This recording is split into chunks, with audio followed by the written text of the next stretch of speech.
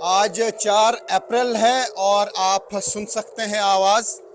फिर से सायरन बज गई है टेल अवीव में और उसका मतलब कि ईरान की तरफ से फिर से मिसाइल अटैक लॉन्च किया गया है। अब देखना होगा कि किस डायरेक्शन में ये मिसाइल अटैक किया जाएगा। बार बार मिसाइल अटैक किया जा रहा है ईरान की तरफ से। हर गुजरते दिन के साथ ये जंग जो है गहरा रही है। अभी देखना होगा कि कहाँ से ये अटैक होगा। अभी लोग जो हैं बंकर में जा रहे हैं, जैसा कि आप देख सकते हैं। जो भी इर्द गिर्द लोग हैं वो बंकरों में जा रहे हैं और हमारी नज़र अब रहेगी आसमान पर। इस डायरेक्शन से ईरान है। अब देखना होगा कि कहाँ से ये अटैक होगा। ये देख सकते हैं आप, ये है क्लस्टर बॉम्ब। ये है क्लस्टर बॉम्ब न्यूज़ 18 इंडिया के कैमरा में कैद। ये आप देख सकते हैं बहुत ज़्यादा बम बिखर रहे हैं। आज 4 अप्रैल है। बार बार जो है अटैक्स हो रहे हैं और बहुत सारे क्लस्टर बम जो है इर्द गिर्द बिखर गए। और नीचे आप देख सकते हैं कि लोग भाग रहे हैं शेल्टर में। ये देख सकते हैं आप किस तेज़ी के साथ लोग आ रहे हैं।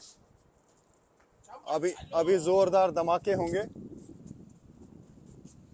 अभी ज़ोरदार धमाके होंगे। सुनिए, धमाके हो रहे हैं। न जाने कहां कहां पे ये क्लस्टर बम गिरेंगे। धमाके जोरदार हो रहे हैं।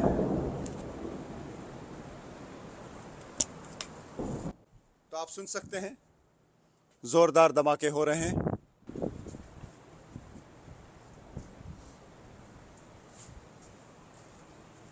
साफ तौर से हमने देखा कि एक वॉरहेड आया वहां पे, उसमें क्लस्टर बम थे और ये क्लस्टर बम इर्द गिर्द बिखर गए और लोग दौड़ रहे हैं। अभी भी बम शेल्टर की ओर लोग दौड़ रहे हैं।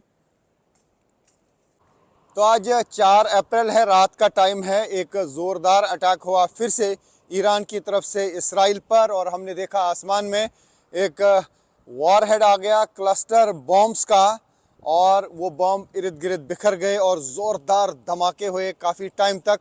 क्योंकि ये जो क्लस्टर वॉरहेड आता है उसमें काफ़ी सारे बॉम्बलेट्स होते हैं और जब वो आसमान में बिखर जाते हैं, बताया जा रहा है कि करीब 8 किलोमीटर एरिया तक मार कर देता है। यानी 8 किलोमीटर के एरिया में वो फैल जाते हैं और अलग अलग स्पॉट्स पे वो फिर धमाके हो जाते हैं और उसमें काफ़ी नुकसान हो जाता है कई जगहों पे।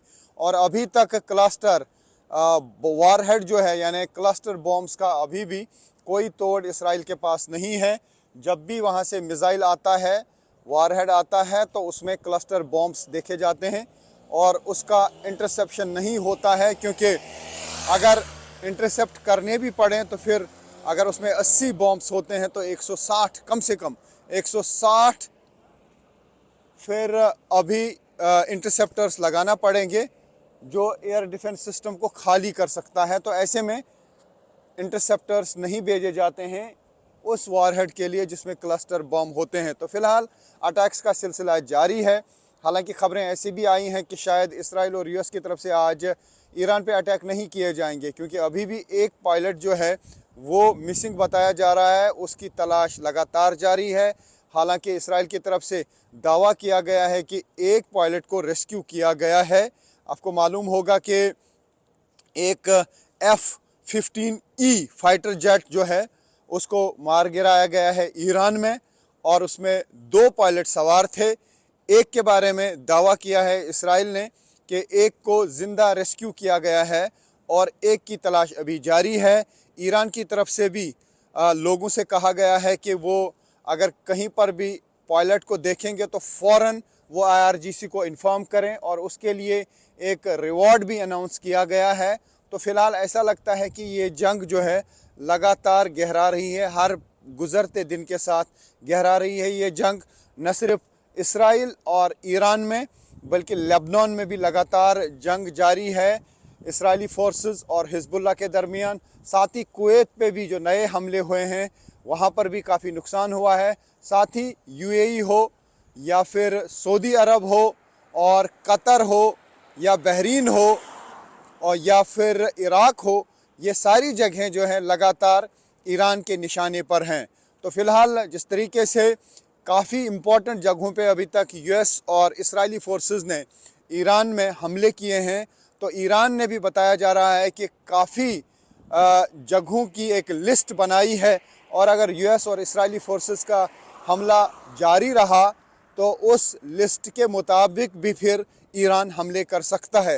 हालांकि डोनाल्ड ट्रंप और इजरायली फोर्सेस ने दावा किया था कि ईरान की कैपेबिलिटी कम हुई है, लेकिन जिस तरीके से लगातार अटैक किए जा रहे हैं, ईरान की तरफ से बार बार अटैक किए जा रहे हैं, या फिर जिस तरीके से F-15E फाइटर जेट गिराया गया, उससे लगता है कि ईरान की कैपेबिलिटी कम नहीं बल्कि लगातार जवाब देने की अभी भी है।